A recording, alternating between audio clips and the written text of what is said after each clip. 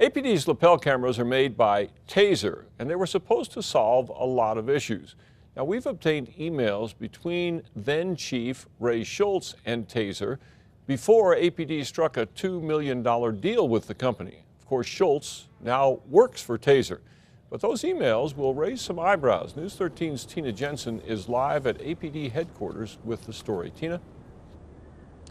Ray Schultz lined up that $2 million contract with Taser before he retired last year.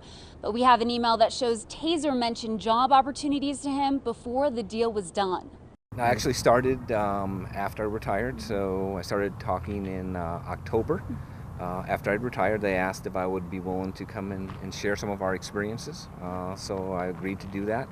That's what he told us in February. Documents obtained by News 13 show his new gig with Taser and a multi-million-dollar city contract for Taser cameras were in the works long before that. In fact, his first speaking gig for Taser was last May in Texas, before he retired. But questions about the Taser deal go back further.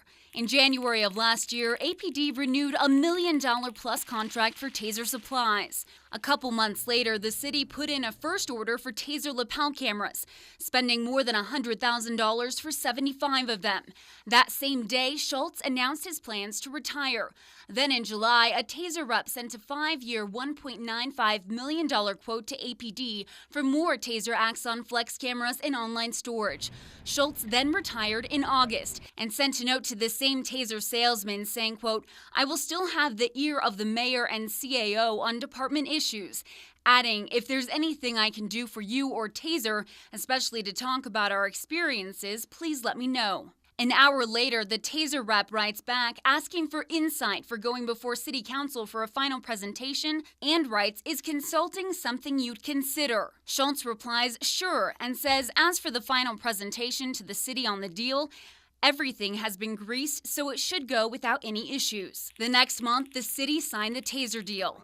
The mayor's office and Schultz declined multiple requests for an interview about the Taser contract. Do you have any concerns that anything that's happened is illegal or unethical? And I think that the explanation that we provided in writing after taking a lot of hours to work with your news station was sufficient and adequate. That detailed explanation Perry mentioned came in the form of a statement. The use of the term greased by former Chief Schultz in a single email is a poor choice of words. However, the purchasing process indicates no wrongdoing, he said through a spokesperson. Schultz used similar language in an email when he backed out of a scheduled interview with News 13. "I did use a poor choice in words in my email to the Taser account representative," he said.